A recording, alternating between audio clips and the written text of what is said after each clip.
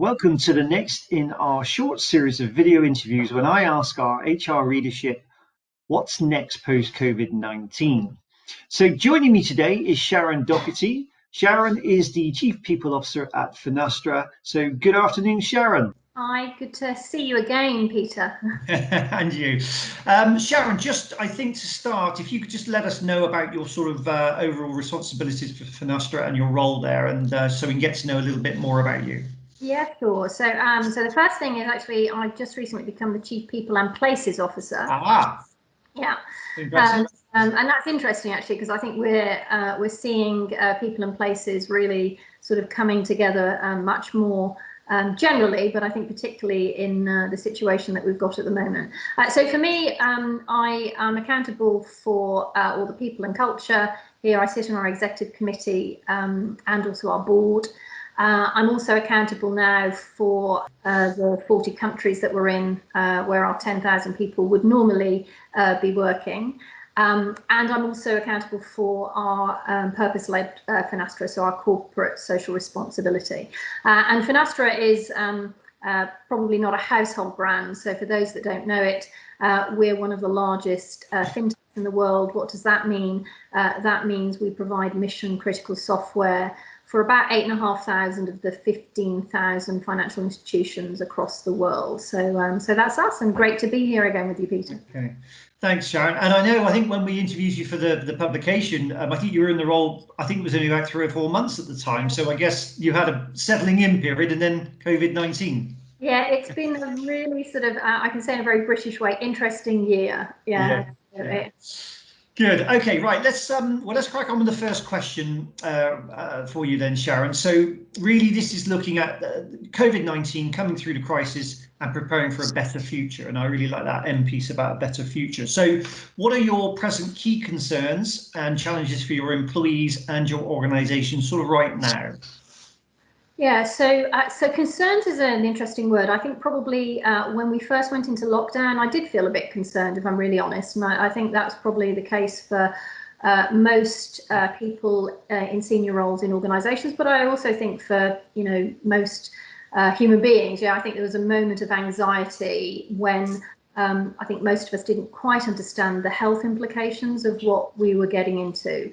I think a few months in. And it feels less of a concern and more things now that we just need to be getting on with. The three things that I am putting a lot of focus in. So one, of course, is the ongoing support and well-being of our people. I think that sort of part of the course, the role that I'm in. The second is looking at how we sustain our business and support our customers as everybody's trying to figure out this new norm. And then the third, again, I think the other thing that we're sort of seeing is that what's the role, the part that we can play in the broader community, in society, and how do we play our part in giving back. So those are the three areas that I'm personally putting a lot of focus in. Perhaps take them in reverse order. So if I look at the work that I focus on in the community, I think it's really interesting. This is a moment in history when large organisations, more than ever, I think, have got a responsibility to figure out about how they sustain jobs, but also how do they give back. And it's been really nice sort of watching different companies do that, whether it's donating money, time, using what they have as their sort of product or solution to play their part. For us, we're all about financial inclusion for everyone, and one of our biggest markets is in the US. So we've been doing a lot of work with our parent company Vista and Robert Smith, looking at how in community banks, and particularly with ethnic minorities, how does the US government get the trillions of pounds that it's investing into stimulating the US economy? How do they get that money into small businesses' pockets? And particularly, how do they get that money into small ethnic minority businesses? So we've been working there, put in a product and solution. Actually, the great thing is over 2 weekends. Yeah, normally it would take 6 months and needs must, and I think we've seen that. and that's affected over 100,000 companies and millions of people there. So I think every company or a lot of the good companies have been looking at how do they play their part. If you then get a bit closer to home, sustaining the organisation, we've been in a fairly fortunate position. We're a software company. A high percentage of our revenue is annual recurring, and that's a really privileged position to be in. Also, our product is mission critical, so it's a pretty sticky product. People need it to continue paying for it and using it. But nevertheless, no organisation is immune in this moment in time. So we've been trying to figure out, how do we sustain jobs? How do we support our people? But of course, transition into this, unique moment. And then, finally, and most importantly, the well-being of our people. I think what most of us have gotten used to now is, okay, we're all at home, but what is the impact of sustained virtual working? Yeah, so this, social experiment that I don't think any of us thought that we would ever see. It's a movie playing out, but what impact is that having? Now, we just completed a survey of all of our employees, and what we found, which I think is playing out in other surveys, is probably about 2/3 of our workforce says actually we really like working at home. It's increasing our well-being. We've got another 10% that are sort of saying it's okay, and then there's about 5% that are saying that this really doesn't work for me. And I think what we're having to do in people teams across the world is segment employees. And actually, for the first time, it's not about what function or geography, or are you a man or a woman or whatever. It's about how well do you feel you can work at home, what's your environment allowing you to do. And I think what you're going to see in people teams around the world is a segmentation. Who needs extra help? People that are struggling with health issues or mental health issues, or just feel quite isolated. So I think figuring out this could be with us for quite some more time. How do we do that? And then I think finally looking at how you sustain leadership in this moment, both your senior teams and then the management teams that sort of work their way through the organisation. In our team, I've got 2 new executive members that have joined in this moment. Some of the team have never met them. Yeah. So and we're together having to figure out how you find a way through this moment in time. A lot of pressure on the system in a way that we've not seen before, and yet we're a team that have never come together and gone out for dinner. So so really figuring that out. We actually do quarterly team health sessions with an organisation called the Table Group that's pretty big in the US. So even though we were really busy, we carried on with that routine. And in April, we turned over sort of 50-60 workshops that we were planning for our 1,000 leaders across the world. We actually turned them virtual and carried on, and ran 2-day workshops virtually, which we were really touch and go, would we do that? But it's really helped sustain the leadership in this moment. So those are sorts of things that we've been focusing on in the last month or so in particular. Yeah, okay. So I kind of, and some things I've read from you before are this, obviously technology, you're in that kind of industry, so you were probably ahead of the curve from a lot of organizations perhaps.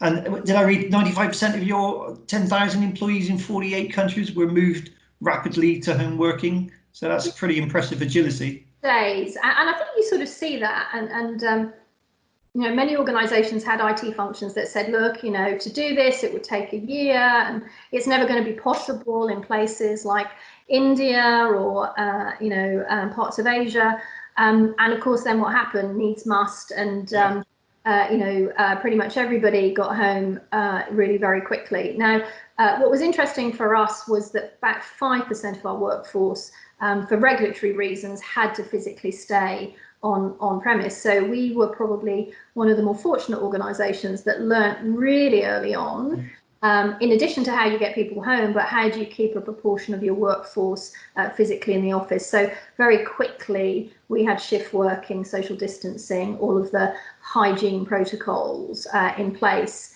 So we figured that out, fairly quickly. But I think for us, the reality, like many tech firms, we've taken a decision that for most of our offices, we won't open them again until the new calendar year.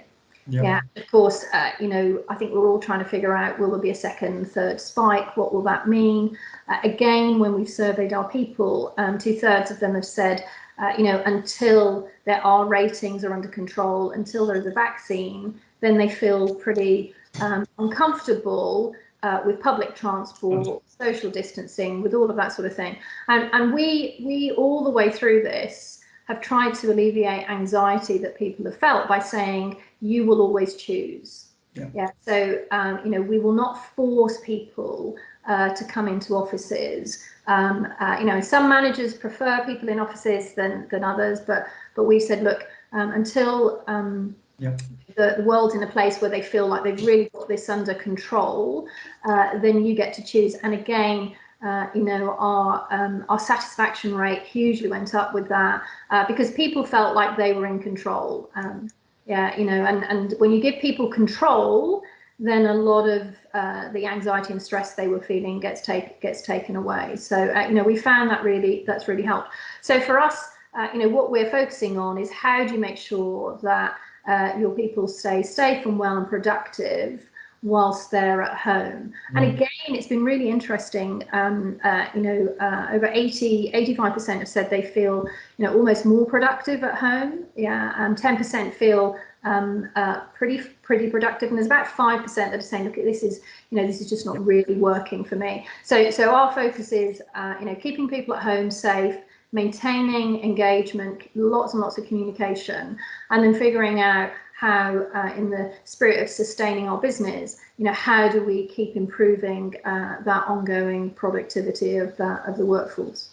So, and just on that engagement piece then, Sharon, because obviously, if you've got 90% of your employees working remotely, so I read some, is it Fast Start you've got? So give us a little flavour about how you're doing that. Yeah, so I think everyone has sort of seen almost engagement go up. I think line managers have really leaned in, and more communication from line managers, fun events from a company. We moved our employee listening back to weekly. We had moved it to monthly, but we moved it back to weekly. We've just done, as I said, a big employee survey a few months in, just looking across a much broader spectrum of questions. We have a sort of a director communication to all the company every month. We've really leaned in on all of our ERG communities, whether it's our ethnic minority, cultural inclusion groups, LGBTQ, women, etc. And so we've really sort of put extra effort and focus into those, and that's been massively appreciated. We've had Finastra fun for people's kids, so we've sort of just we've sort of said, okay, let's be much more boundaryless in how we think about what employees need, and of course most of us will have got feedback that I've got a load of kids, and schools aren't doing what they need to do, and it's just really hard to be as productive and all of that sort of stuff. So tons of flexibility, trying to play our part in doing things that can keep families interested, and then massive communication and lots of training. Yeah, so lots of access to all of the good leadership and functional training that we know well. So those have been the sorts of things. So I would say, nothing groundbreaking, very practical, very two-way, and people have just really appreciated. And actually, so that's sort of what we've done. In terms of the tone of communication, I would say it's been very empathetic. Yeah, so very human. We've had policies or thrusts of things that we've done, but we're always making exceptions, because this just sort of feels like a moment where you've got to understand individuals. You have to have a direction of travel, but then you've got to work with people. And in all the decisions that we've taken, we've really tried to have a people first approach to it. And when we couldn't afford things, or things were out of our reach, we explained to people why just some of those things aren't possible. So being very sort of candid and straight, whilst being caring and empathetic. And I think people just have really appreciated, that sort of straightforward and supportive dialogue that we've had. Yeah, I think loud and clear is this two-way conversation and being heard and acted upon, and therefore trust is going up, isn't it? Engagement's going up. Okay, so a little bit. Question 2 is you've alluded to a little bit here, and obviously is I talk about a staged return. Well, obviously you've already said probably not until. Perhaps some people are saying September, and as you're rightly saying, it could be 2021. So early days, I guess, for that, but I guess you're starting to look at the measures that you might need to put in place. Now you've covered a little bit there, but is there anything sort of long term that you're thinking about there in terms of keeping everyone safe? Yeah, look, as I said, I think we learned really quickly. So I think those offices and we talk about making them available. Yeah. So, rather than open, because we don't want to put pressure on people feeling like if an office is open, they have to be there. So we have made some offices available. We will make some more, but most into the new year. We're finding even where offices are available, people get very excited and come back, and then they realise they're not the same. You can't have restaurants in the way that you had them. The meeting rooms are different. Lifts are socially distant. Start times are staggered, so that so all of these things actually start to make the working environment just not as we wanted it.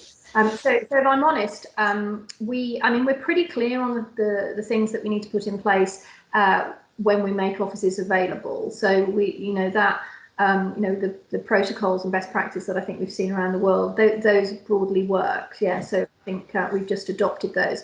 So most of our effort and energy is on, what will happen afterwards? What are we learning from this moment? This global social experiment. What can we learn? And how do we really bring the future forward and reimagine how people work?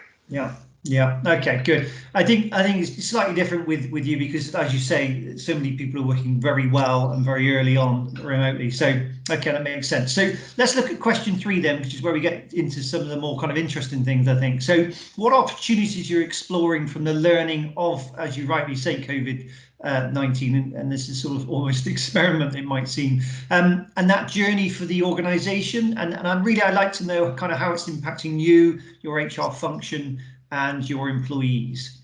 Yeah, so let's start with the learning. So for us, a few things that we've learned. So we've learned that we don't need to kill the planet. Less people need to travel. And again, in our survey, the 75% said, we don't want to travel. In fact, we can do our jobs without traveling. So that is great. It's one of our corporate social responsibility pillars. So we've learned that we can be much more prudent on the amount of global travel and even travel within countries, and we've seen that we can communicate inside the organisation, but actually probably nearly as effectively externally with our customers. So our conferences, there are more people attending. We've been able to virtualize a lot of the interaction that we do with customers. So number one, we don't need to travel as much as we thought. Second, I think, is that trusting people to take responsibility for their work and doing it actually is pretty much shown that can work. And this whole anxiety that I think too many people had, that you have to see people, they have to be in the office, I think that's just been blown apart. And I have to say, personally, I'm thrilled as someone that is trying to drive a significant inclusion agenda. I think this really levels the playing field for women in particular, who have always in part been disadvantaged because flexible working has been something that people have cautiously used, as opposed to feeling like, okay, it doesn't matter when you do your work, we trust that you can work from home and do it. So trusting people to work more flexibly, work from home, I think has been the second. I think the digital revolution, has just been brought forward. That whole sense of, everybody on Teams, everybody being able to use mobile apps, more digital tools to do their job. Again, not just if you're in a UK or a US, but if you're in India, Manila, Africa, the infrastructure in those countries is still being improved. But nevertheless, I think most of our companies have experienced our workforces in those countries being able to broadly work remotely. So I think that would be the third, and the fourth is actually to be much more human with people when we're working with them. And I think the protocol of just sort of saying, how are you, how is it going, I think in this moment we've really learned that. Because of course, for many people, you just weren't quite sure what was going to come back. About what was happening with their family or friends or loved ones further afield. And I think that humanizing of work, I think, has been amazing. And I think we don't want to lose that. We want to keep building on it. I think practically about okay, what's the future of work? Again, I've been working in and around Workplace of the Future now for probably 3, 4, 5 years, and I think the themes are broadly the same, but what is happening is that the belief that it is implementable has gone from probably 30-40% to 90%. And I think the three themes that I've seen play out over the last few years that I think are real now. So one is flexible working. Two is the fact that you just don't need as many physical offices as I think we all thought we did. And the third is the virtualization of work. And we were already working on those themes, but the reality is we've just accelerated what we're doing, and our plans to sort of move at pace with those are materializing. I think what is interesting, I was reading a McKinsey article last night, and they were sort of looking at the different models that people are reflecting upon. So some are saying, I don't need any offices at all. People can work from anywhere. Other organizations are still sort of saying, okay, I think, when this ends, we're going to go back, everybody's going to be back in the office. And I think we're not there. I mean, we believe in something called vibrant hubs.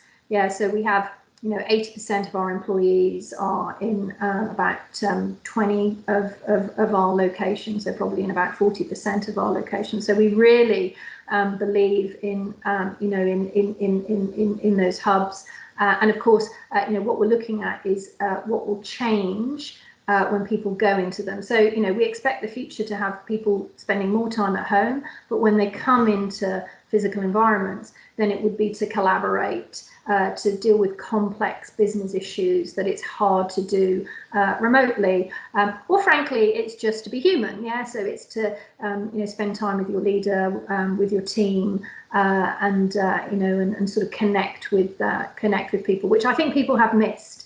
So even those that enjoy working from home, they just love to be able to come in, say hello, and then return. So those are the learnings, and I think those are the things that that we're already working on, but we're accelerating because we think COVID has just brought the future forward by a few years, I think, which I think is very exciting.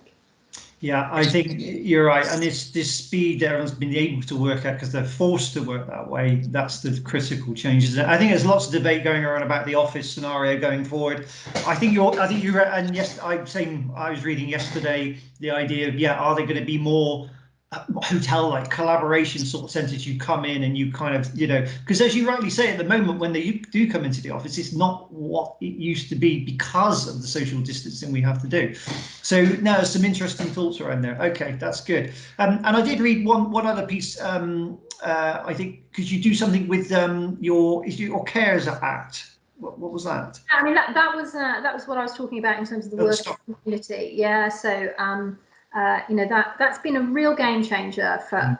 And of course, you know, why does the People and Places Director also have accountability for purpose-led and corporate social responsibility? Because the impact on engagement is significant.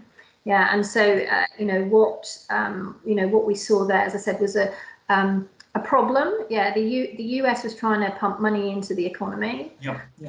He was trying to do that. He couldn't do it because the infrastructure, the financial infrastructure, meant that money couldn't get to community banks that then serve very particular parts of society. And so we swoop in. We develop a product, as I said, in 2 weeks, not in a few months, which then allows trillions of pounds to start flowing through to the places that the money needs to get to. Now, that built massive pride in our team that were involved in it, massive pride in the company, because you can see, you know, when you can sort of see that your company is doing things that's making a difference, everybody, you know, you sort of you forget the challenges that you've got, and you just feel really proud that you're able to play your part. And as I said, you know, you see that playing out with lots of companies. We're just really lucky that our core product, you know, we can actually use our core product to actually change people's lives in this moment, and that, you know, that's been a real privilege for us. And you know, and that's fantastic. It is fantastic to hear, and isn't it wonderful to hear that there are lots of initiatives going on like this, which you hope is coming out of this worst case scenario of COVID-19. So that's all good. Okay, brilliant. All right, and finally, Sharon, just I always like this one, your personal view of being an HR leader in these, well, you know, we say unprecedented time, but historically we've never seen anything like it. So how are you doing personally? How are you feeling about it all? Excited, exasperated? Give us a sense. Probably all of those, depending on the different days that you catch me. So look, I've been in some form of HR or people team now for, I don't know, 30 years, and I would sort of say this is the moment we've all been training for. Yeah, so you know, never before I think have organisations needed their people HR directors more than now, and that balance between figuring out, you know, how on the one hand you play your part in society, you manage the well-being and health of your organisation, your people, but also you sustain the business, and sort of balancing that in a way that you know, continues to ensure that you do the right thing, I think is a really tough balance. And I think you know, the people directors, the chief you know, people director, HR directors, whatever you call yourself, you know, we've really got to stand up for people at this moment, and make sure that when companies are taking some of the tough decisions that sadly we can see them having to take, and I don't judge, because some industries have been hit incredibly hard at this moment in time, but there is always a right and a wrong way to do things, and I think you know, if you sort of said to me, what have I spent my time? So when we've had some of the difficult decisions that we've had to make, I've put so much of my personal time into just trying to figure out how do you find a way through that sustains the business but supports the people and the communities that you're trying to serve. So you know, so so I've been doing that. Now, of course, you know, you've always got to put your own oxygen mask on, and you know, you've got to look after your team, who, you know, take a lot of the pressure. You've got to look after yourself, and of course your family. And actually, if you sort of said to me what's been extraordinary about this moment, I would say particularly there were a few weeks in March where you know, genuinely, I don't think any of us really understood the health implications of what was going on. And I would say that's probably the first time in my career where I felt anxious. And I felt anxious because you know, I've got a lovely family. I've got a 7-year-old son, and I was sort of trying to figure out, you know, what this meant for him and what it meant for our elderly parents that are still alive, and where did we put them, and how did we look after them, and all that sort of stuff. Whilst, of course, you were trying to figure out, you know, how do you help 10,000 people get home safely, sustain their families. And I think there was a moment when there was just a lot of ambiguity about how this was going to play out. And my advice is, in addition to sort of making sure you are the people's champion, you play your part in sustaining your business and looking after your people, that you just also put your own oxygen mask on. Yeah, I think it's absolutely right. You can't help others if you're not fit, healthy, and your well-being's right, isn't it? And home life's so important, as we're all finding out at the moment. Sharon, I think that's terrific. I think that's covered pretty much everything. So, and fascinating to see how you've been dealing with this. And I love that some of those, we keep a little bit this new, better, a better way of working for the planet, for everyone, really. So I like that. So just bear with me to join me next time when we catch up with another senior HR leader and talk about their challenges, but opportunities ahead. And I'm going to leave you actually this time with something that I think, Sharon, you said, which I liked, which was stay safe and well, and be kind to yourself and others. I really like that. So thanks, Sharon. Take care.